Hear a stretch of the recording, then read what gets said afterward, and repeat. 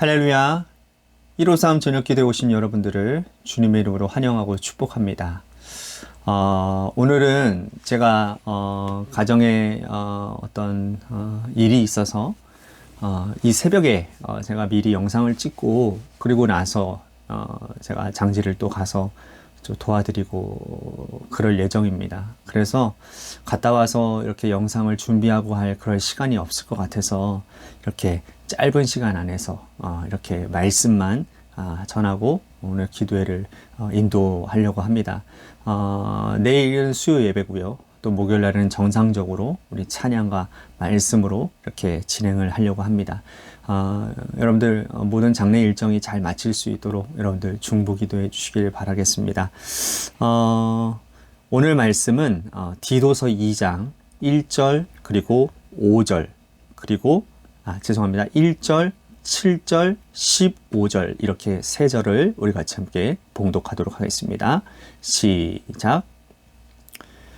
오직 너는 바른 교훈에 합당한 것을 말하며 범사에 내 자신이 선한 일에 본을 보이며 교훈에 부패하지 아니함과 단정함과 너는 이것을 말하고 권면하며 모든 권위로 책망하여 누구에든지 업신여김을 받지 말라.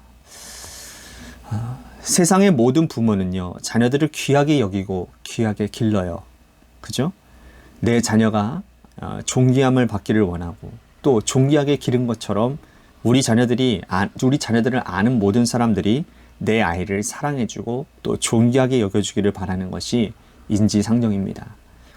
그런데 부모가 자녀를 어린이집에 보내고 또 유치원에 보내고 또 학교에 보내고 더 성장해서 이제는 사회에 내보내졌는데 그 부모가 바라던 만큼 이 자녀가 속한 공동체에서 이 아이를 사랑해주지 않고 또 존귀하게 여겨주지 않으면 그보다 더 화가 나고 또 그보다 더 속상한 일이 어디 있겠습니까?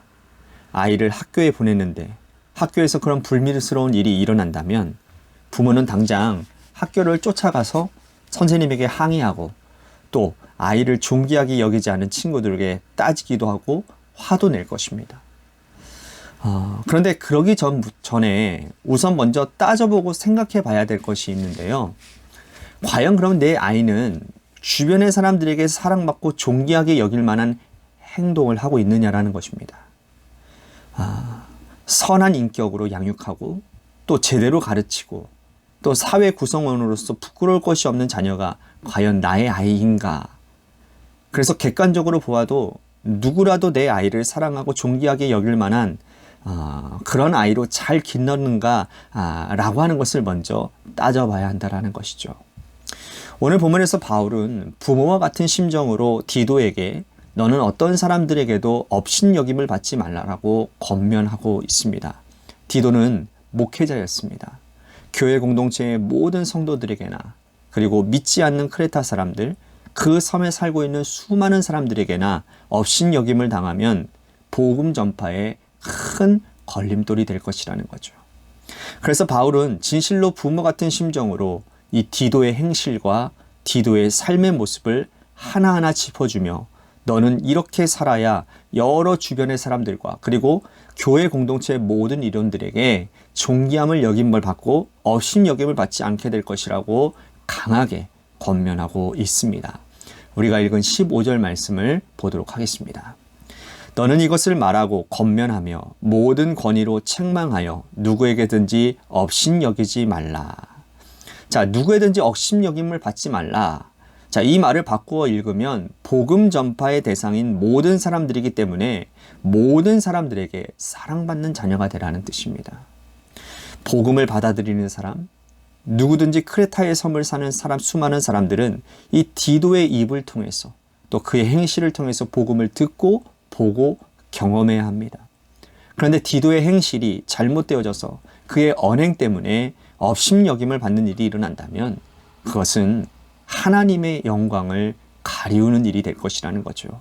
그래서 너의 언행을 조심하고 너는 모든 사람들에게 복음을 받아들일 만한 복음의 일꾼과 역군이 되라고 권면하고 있는 것입니다.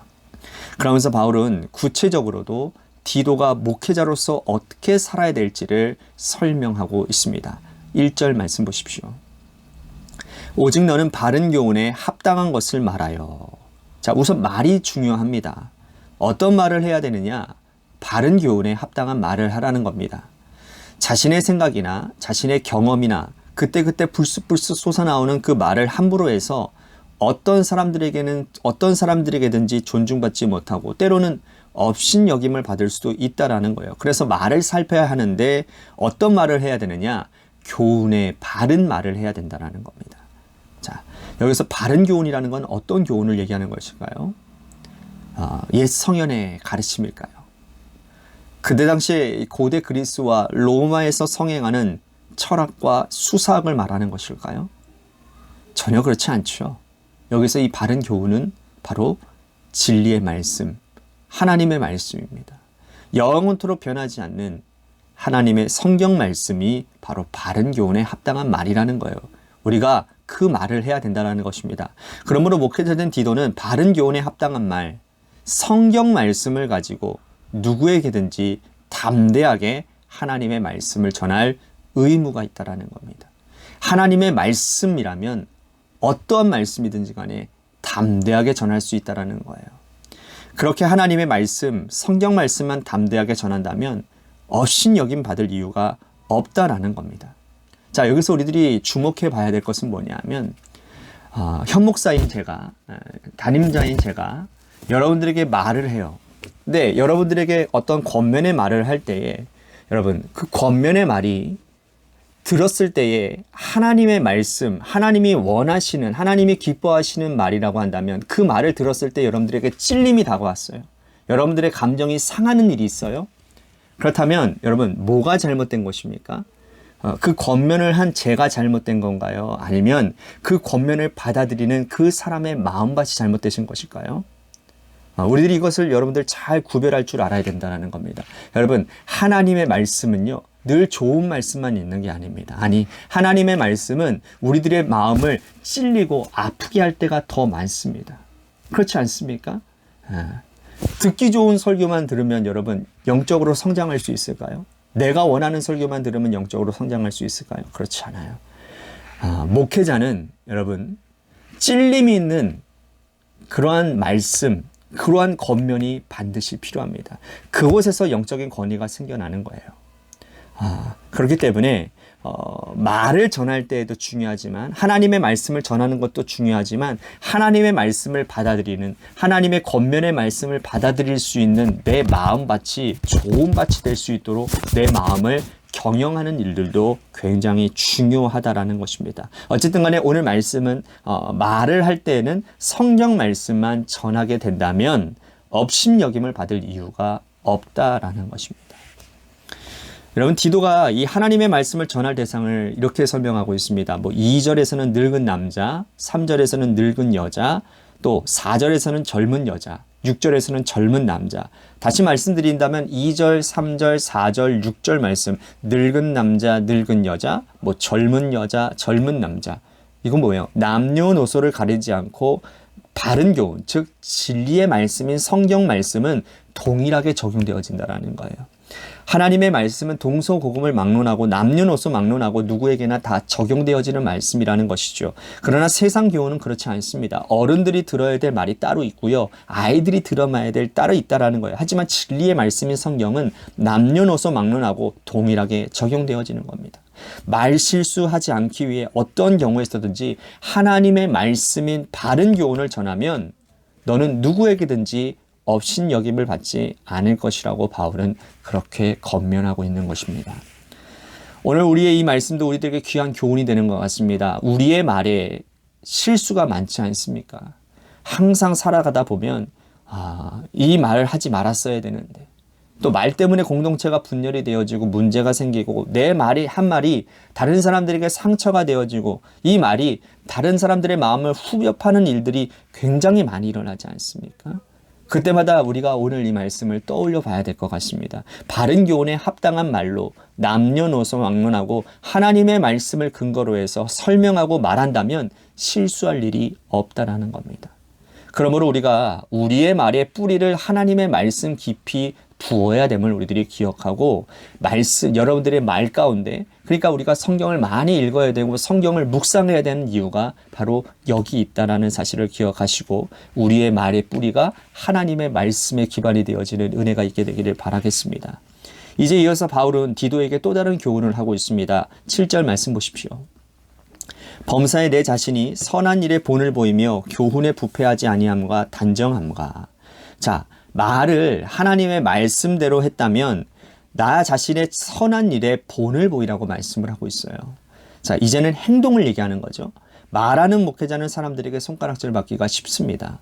말은 잘하는데 성경 말씀을 근거해서 이럴 때는 이렇게 행동하십시오. 저럴 때는 저렇게 행동하십시오. 말은 잘하는데 선한 일에 본을 보이지 않으면 자신이 하나님의 말씀을 붙들고 살아내지 않으면 누구에게나 손가락질 받을 수밖에 없다라는 거예요.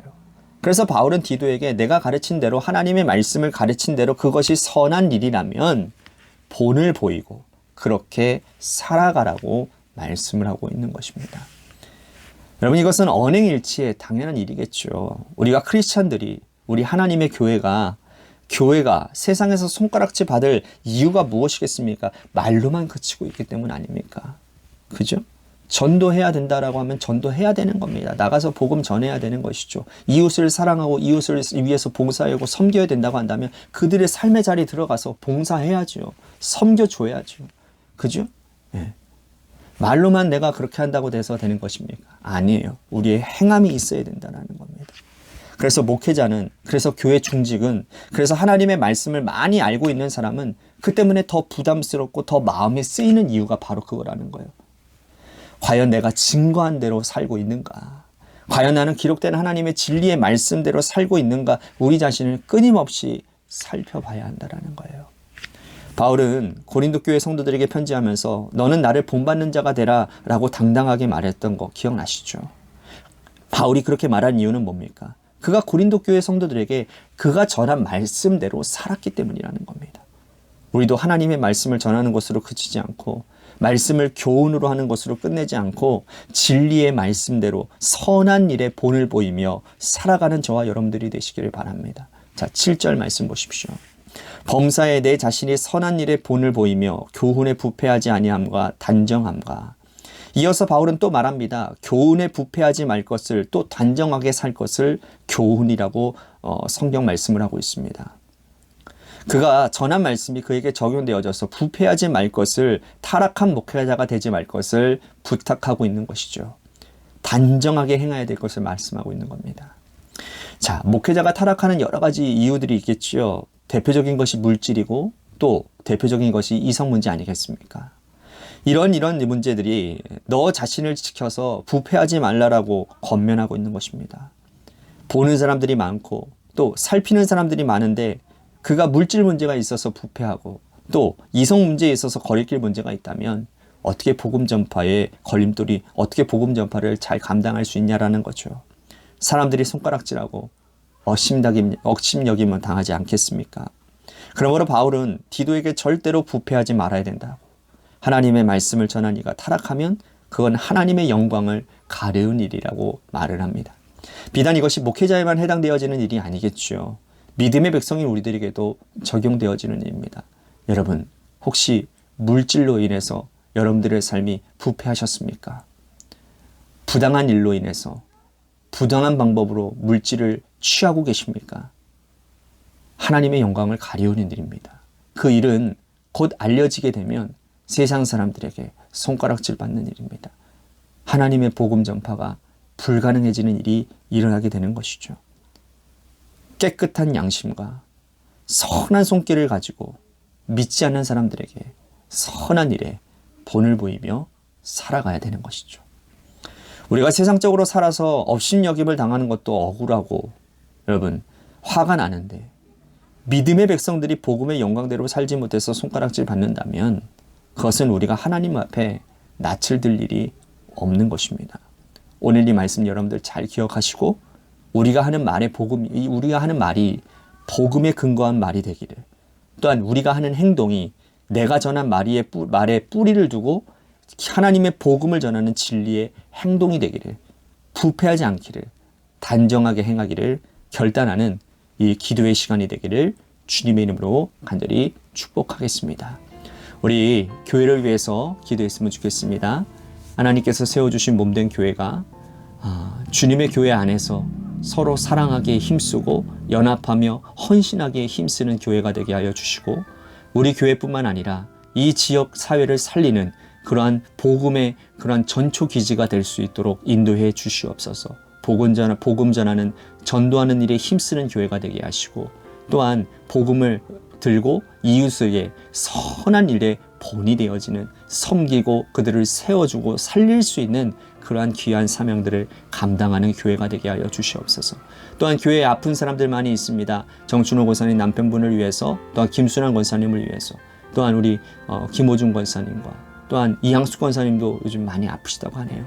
우리 이향숙 권사님을 위해서, 여러 많은 사람들을 위해서 여러분들 기도해 주시기를 바라겠습니다. 마지막으로 여러분들의 삶의 자리와 여러분들의 자녀들을 위해서 기도하시다가 시간 돌아가시기를 바랍니다. 노래 끝날 때까지 우리 같이 함께 기도하며 나아가도록 하겠습니다. 기도하시겠습니다.